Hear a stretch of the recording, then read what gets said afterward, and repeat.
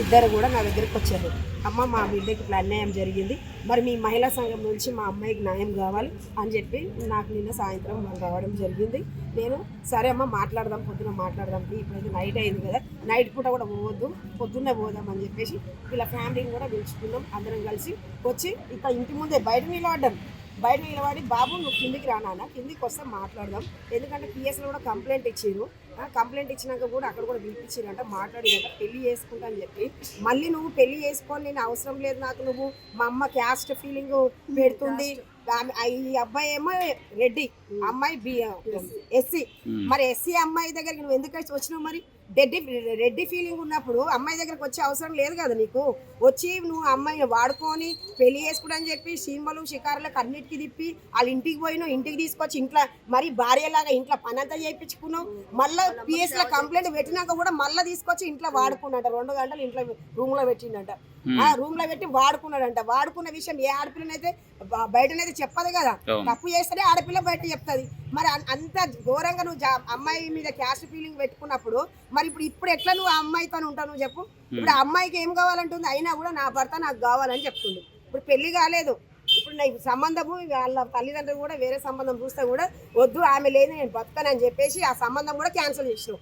మరి ఇప్పుడు నువ్వు చేసుకోవు, అక్కడ సంబంధం క్యాన్సిల్. తండ్రి చూస్తే హార్ట్ పేషెంట్, ఈమె చూస్తే బీపీ పేషెంట్, మరి వాళ్ళ తల్లి మొత్తం నా ముగ్గురు చనిపోవాలా? మరి చనిపోయినాక వచ్చి సాయం చేస్తారా మీరు అందరు కలిసి? పోలీసు వాళ్ళు ఏమంటారు అంటే ఇప్పుడు మాకు మీరు ఏం చేస్తారమ్మా, మీరు ఏం చేస్తారు, ఎందుకు వచ్చి నిలబడారంటే మరి మీ దగ్గరకు వచ్చినప్పుడు న్యాయం జరిగితే మేము ఈ రోజు వచ్చి మాట్లాడే అవసరం లేదు మాకు. మీరు న్యాయం చేయండి, ఏ ఆడపిల్ల వచ్చినా కూడా మీరు న్యాయం చేయండి, మేము అవసరం లేదు. పిఎస్ కానీ అడుగుతున్నారు అన్నీ పోలీసు వాళ్ళు. ఎవరి కోసం మరి పోలీసు వాళ్ళు అడిగేది?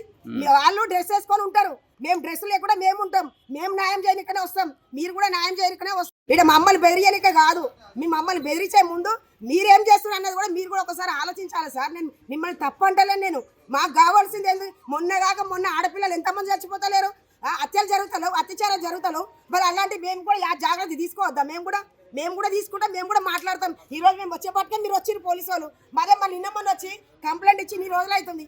వచ్చి ఒక్కసారైనా మరి ఏమైందమ్మా, మరి తల్లిదండ్రులకు హెల్త్ బాగాలేదు, మరి ఏం జరుగుతుంది ఏందని కనుక్కున్నారా? మరి ఇప్పుడు పోలీసు వాళ్ళు కనుక్కోరు, మొత్తం పానం పోయినాక వచ్చి పోలీసు వాళ్ళు వచ్చి కనుక్కుంటారు.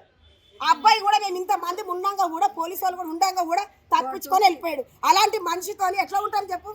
అమ్మాయి మోసపోతుంది కదా, అమ్మాయి కూడా ఇంట్లో పోయి కూర్చుంటా కూడా మరి ఇంట్లో కూర్చున్నావు కదా, నా కోసమే నువ్వు వచ్చినావు కదా అని చెప్పేసి ఇప్పటికైనా ఇంతమంది ముందు వచ్చి నువ్వు మాట్లాడు. చివరిగా మీ మహిళా సంఘం నుంచి మహిళా సంఘం నుంచి ఏమంటున్నాము, అమ్మాయి ఆయనను ప్రేమించింది కాబట్టి ఇంకెవరిని మాత్రం అమ్మాయి చేసుకోను, నాకు నా భర్తనే కావాలి, భర్తగా ఊహించుకున్నా కథం అయిపోయింది, నాకు నా భర్త కావాలంటు.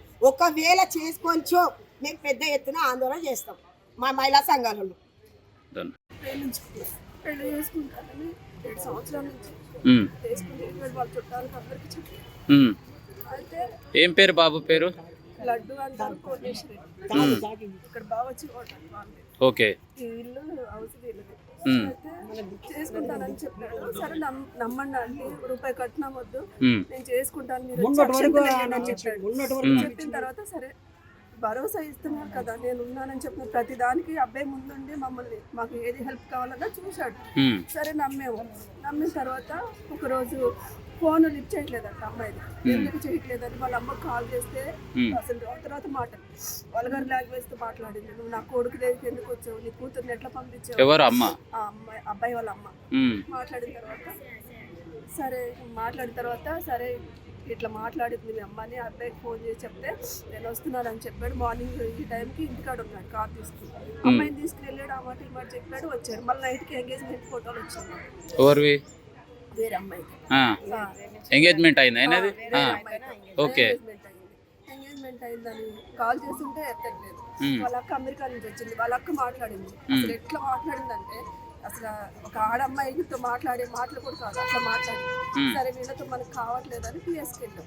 పిఎస్కి వెళ్తే వాళ్ళు కేసు ఫైల్ చేయమన్నారు. చేయమంటే నేను వద్దు, కేసు అయితే అబ్బాయి మన చేసుకుంటాడో లేదో అని సరే బయట మాట్లాడదామని అని చెప్పారు వాళ్ళు. బయట మాట్లాడదామంటే మా హస్బెండ్కి హార్ట్ ప్రాబ్లం, ఆ రోజు అసలు బాగోలేదు, హాస్పిటల్కి వెళ్ళాలని ఫోన్ చేశాం. సెకండ్ డే ఈ అమ్మాయి ఫోన్ చేసింది, వాళ్ళు రెస్పాండ్ చేయలేదు, అందుకని ఈరోజు వచ్చాను. హాస్పిటల్కి వస్తే ఇంట్లో ఉన్నాడు, మాకు చూశాడు, పైకి రమ్మన్నాడు. వెళ్ళి చూసేవారికి అటు నుంచి గోడ దూకేసి వెళ్ళిపోయాడు. అమ్మాయి అయితే ఆ అమ్మాయి దగ్గరికి వెళ్ళి ఏడ్చి నేను ఉండలేను అనే, లేకపోతే ఉండలేను అని చెప్పి ఏడ్చి క్యాన్సిల్ చేయించాడు, బ్లాక్ మెయిల్ చేసి.